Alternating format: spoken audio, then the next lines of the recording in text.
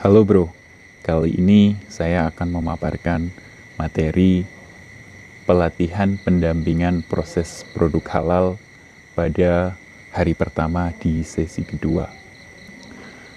Tema materi kali ini yaitu pendampingan dan pendamping proses produk halal. Tujuan pembelajaran kali ini yaitu untuk memahami pengertian pendampingan dan pendamping PPH. Kemudian memahami dasar hukum pendampingan PPH oleh lembaga pendampingan PPH, memahami syarat, pelatihan, dan pendataan pendamping PPH. Ada kode etik komunikasi dalam pendampingan. Ketentuan sertifikasi halal bagi pelaku UMK. Selanjutnya yaitu apa itu PPH, pendampingan PPH, dan pendamping PPH. PPH yaitu proses produk halal. Sedangkan kemudian pendampingan PPH dan pendamping PPH. Proses produk halal atau PPH adalah rangkaian kegiatan untuk menjamin kehalalan produk, mencangkup penyediaan bahan, pengolahan, penyimpanan, pengemasan, pendistribusian, penjualan, dan penyajian produk. Itu terdapat dalam PP nomor 39 tahun 2021. Sedangkan pendampingan PPH adalah kegiatan mendampingi pelaku usaha mikro dan kecil dalam memenuhi persyaratan pernyataan kehalalan produk. Itu pengertian dari pendampingan PPH. Kemudian pendamping PPH. Pendamping PPH adalah tenaga atau seseorang yang melakukan proses verifikasi dan validasi pernyataan kehalalan produk oleh pelaku usaha. Kemudian dijelaskan pula syarat lembaga pendampingan PPH. Ada 3 lembaga pendampingan PPH. Yang pertama itu adalah Ormas dan Lembaga Keagamaan Islam. Yang kedua perguruan tinggi, dan yang ketiga instansi pemerintah. Persyaratan Ormas atau lembaga keislaman yaitu telah berdiri minimal 10 tahun, memiliki minimal 5 orang ahli agama yang memahami syariat kehalalan produk, memiliki unit yang menangani pendampingan PPH. Kemudian perguruan tinggi itu harus terakreditasi, memiliki unit yang menangani pendampingan PPH, menyiapkan tenaga ahli yang memiliki kompetensi relevan dengan tugas pendampingan PPH. Sedangkan dalam instansi pemerintah yaitu selama bermitra dengan Ormas, Lembaga Keagamaan Islam, dan perguruan tinggi. Kemudian ini adalah tampilan dashboard lembaga pendamping. Jadi ini adalah si halal. Dashboard lembaga pendamping. Kemudian siapakah pendamping PPH? Pendamping PPH adalah orang perorangan yang satu, warga negara Indonesia, memiliki wawasan luas dan memahami syariat kehalalan produk, beragama Islam, memiliki sertifikat pelatihan pendamping PPH, berpendidikan minimal lulusan SMA, MA, atau SMK. Kemudian ini adalah persyaratan peserta pelatihan pendamping PPH, yaitu menyerahkan pas foto 3x4 dengan latar belakang berwarna merah, fotokopi KTP, fotokopi ijazah atau syahadah, surat tugas atau rekomendasi dari lembaga. Pelatihan pendamping PPH itu dilaksanakan oleh BPJPH atau organisasi kemasyarakatan Islam atau lembaga keagamaan Islam yang berbadan hukum dan atau perguruan tinggi atau instansi pemerintah atau badan usaha. Kemudian peserta yang telah lulus pelatihan ini akan diberikan sertifikat tanda lulus pelatihan pendamping PPH. Pendataan dan registrasi pendamping PPH. Setelah lulus dan mendapatkan sertifikat pelatihan BPJPH, peserta melakukan registrasi. Pengajuan permohonan registrasi disampaikan oleh perguruan tinggi dan atau organisasi kemasyarakatan Islam atau lembaga keagamaan Islam yang berbadan hukum kepada BPJPH. Pendamping PPH yang telah diregistrasi memiliki nomor registrasi pendamping. Ini adalah contoh tampilan beberapa pendamping yang telah terregistrasi. Kemudian Nomor registrasi pendamping PPH itu bisa dicabut ketika yang pertama tidak memenuhi persyaratan pendamping PPH. Kedua, melakukan pelanggaran tugas sebagai pendamping PPH.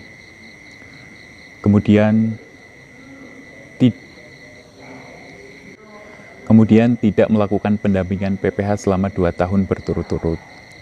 Kemudian mengundurkan diri atau meninggal dunia. Selanjutnya ada kode etik pendamping PPH. Yang pertama, melaksanakan tugas pendamping PPH sebagai ibadah kepada Allah Subhanahu wa Ta'ala dan amanat umat yang harus dipertanggungjawabkan di dunia dan akhirat. Kedua, jujur dan berani dalam mengungkapkan data dan informasi yang terkait dengan bahan-bahan yang haram, najis, subhat sesuai dengan ilmu dan pengetahuan yang dimilikinya untuk kepentingan hasil pendampingan PPH. Ketiga, objektif, kritis, dan transparan dalam menganalisis dan menyimpulkan temuan-temuan tanpa membuat tekanan kepada pihak pelaku usaha. Keempat, amanah dan dapat menjaga kerahasiaan pelaku usaha dan tidak menyampaikan kepada pihak lain. Kelima, teliti dan cermat dalam memeriksa data yang diperlukan dalam rangka mencari kebenaran. Keenam, tidak menerima suap. Ketujuh, tidak menyalahgunakan hak dan wewenangnya sebagai pendamping PPH. Kedelapan, senantiasa menampilkan akhlakul karimah.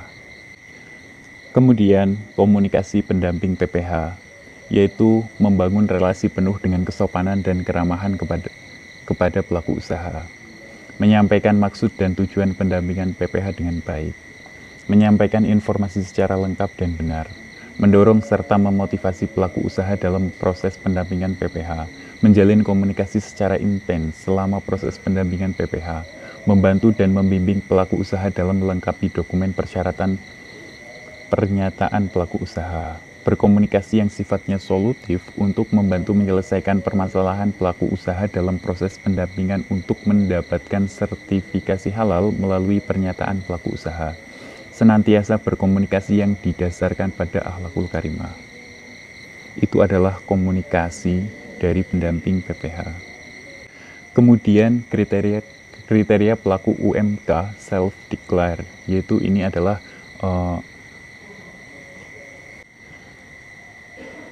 sertifikat yang bisa diberikan oleh pemerintah, yaitu secara gratis.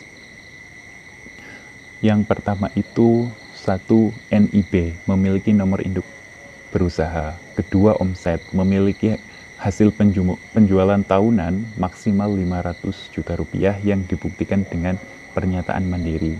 Ketiga, lokasi tempat alat PPH, memiliki lokasi tempat dan alat proses produk halal yang terpisah dengan lokasi tempat dan alat proses produk tidak halal.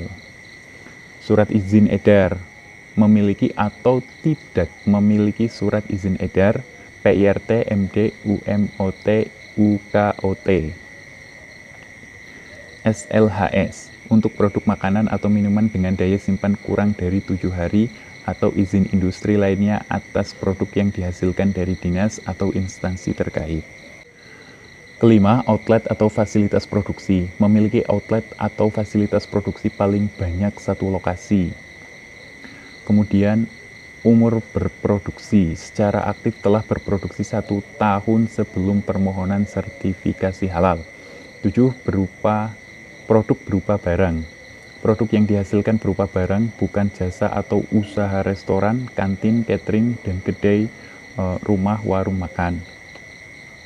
Bahan pastinya halal. Yang ke-8, bahan yang digunakan sudah dipastikan kehalalannya, dibuktikan dengan sertifikat halal atau termasuk dalam daftar bahan sesuai keputusan Menteri Agama nomor 1360 tahun 2021 tentang bahan yang dikecualikan dari kewajiban bersertifikat halal. Yang ke-10 yaitu verbal pendamping PPH, telah diverifikasi kehalalannya oleh pendamping proses produk halal. Ke-11, bebas unsur sembelihan. Jenis produk atau kelompok produk yang disertifikasi halal tidak mengandung unsur hewan hasil sembelihan, kecuali berasal dari produsen atau rumah potong hewan atau rumah potong unggas yang sudah bersertifikat halal. Ke-12, alat produksi manual atau sederhana, menggunakan peralatan produksi dengan teknologi sederhana atau dilakukan secara manual atau semi otomatis, usaha rumahan bukan usaha pabrik. Ke-13, pengawetan sederhana. Proses pengawetan produk yang dihasilkan tidak menggunakan teknik iradiasi, rekayasa genetika, penggunaan ozon, dan kombinasi beberapa metode pengawetan. Selanjutnya, bersedia melengkapi dokumen pengajuan sertifikasi halal dengan mekanisme pernyataan mandiri secara online melalui Si Halal. Permohonan pendaftaran sertifikasi halal. Akad atau ikrar berisi pernyataan kehalalan produk dan bahan yang digunakan dalam proses produk halal. Pengelolaan produk yang terdiri dari dokumen pembelian, penerimaan, penyimpanan bahan yang digunakan, alur proses produksi, pengemasan, penyimpanan produk, jadi dan distribusi. Kesediaan untuk didampingi oleh pendamping proses produk halal. Penyelia halal berupa salinan KTP, daftar riwayat hidup, dan surat pengangkatan penyelia halal.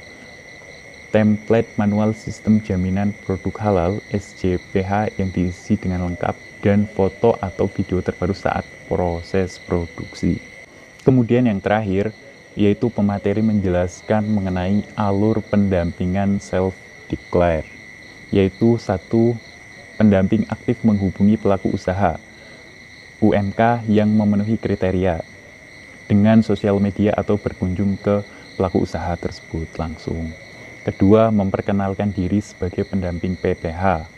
Ketiga, mulai sosialisasi, edukasi tentang sertifikasi halal dengan skema self-declare kepada pelaku usaha dan mensepakati hari pendamping untuk berkunjung.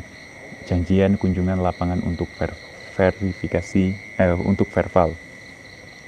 Selanjutnya, pendamping berkunjung ke tempat pelaku usaha untuk validasi bahan dan proses produk halal. Selanjutnya, memastikan pelaku usaha telah memiliki NIB. Jika belum, maka pelaku usaha diminta mendaftarkan atau mendapatkan NIB terlebih dahulu melalui OSS. Selanjutnya, jika telah memiliki NIB, maka pelaku usaha diminta membuat akun Si Halal, akun di Si Halal. Akun pelaku usaha dibuat dengan masuk ke web yaitu ptsp.halal.go.id. Membuat akun, kemudian pilih user sebagai pelaku usaha, masukkan email aktif pada username, masukkan password, klik send, buka inbox email pelaku usaha, klik aktivasi akun dalam email notifikasi dari BPJPH Kemenak RI. Selanjutnya, akun pelaku usaha telah aktif dan bisa digunakan untuk login Si Halal menggunakan username, email, dan password yang telah didaftarkan sebelumnya. Email dan password tidak boleh lupa. Selanjutnya, pelaku usaha login ke Si Halal untuk melengkapi data. Login, masukkan NIB, mulai mengisi kolom data yang perlu diisi, lengkapi data pada menu sertifikasi, ke submenu pelaku usaha, klik edit. Memilih pengajuan self-declare dengan kode fasilitasi sehati 2022. Ini mungkin kode dari lembaga yang saya belajar ini. Memiliki lembaga pendamping Halal Center UIN Prof. Kiai Haji Saifuddin Zuhri dan nama pendamping. Itu contohnya. Menyiapkan data berkas yaitu data pabrik dan outlet, penanggung jawab aspek legal, NIB, penyelia halal, daftar nama bahan plus nomor sertifikat halal, nomor sertifikat halal, daftar produk, foto, narasi proses produksi, SJPH. Kemudian selanjutnya ke-8, setelah semua data pelaku usaha terisi, maka klik kirim. Sampai tahap ini status pelaku usaha adalah submitted pelaku usaha. Selanjutnya ke-9, pendamping membuka akun pendamping dengan memasukkan alamat email sebagai user ID dan passwordnya, yaitu 123. Selanjutnya klik menu, klik proses verval, klik akun PU yang ada dalam akun pendamping. Klik view dan mulai melakukan proses verifikasi dan validasi melalui Si Halal. Lakukan pengisian verval pada kolom jawaban yang tersedia sesuai dengan PPH di lapangan. Jika data pelaku usaha ada yang kurang atau perlu diperbaiki, klik dikembalikan, maka data akan kembali ke akun pelaku usaha agar bisa diperbaiki. Setelah diperbaiki, klik kirim kembali, maka pengajuan PU masuk ke akun pendamping seperti sebelumnya. Klik rekomendasi, ikrar, simpan dan kirim. Kemudian selanjutnya pendampingan selesai. Tahap ini adalah menunggu verifikasi dokumen pengajuan oleh BPJPH. Pendamping memantau proses status tracking. Jika pengajuan dikembalikan maka segera diperbaiki sesuai catatan. Yang ke-11, jika pengajuan tidak dikembalikan maka terbit STTD. Ke-12, menunggu sertifikasi halal keluar. Kemudian selesai materi itu. Jadi di sesi kedua dijelaskan mengenai materi tentang ini.